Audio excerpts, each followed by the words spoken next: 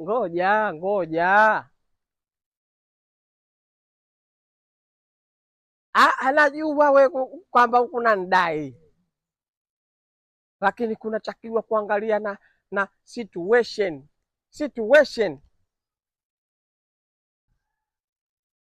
Mie pesa zako bwana nchakuka, hata kama kuna ndai. Kusiki hivyo tena kuja vile kuna ndai roho yae.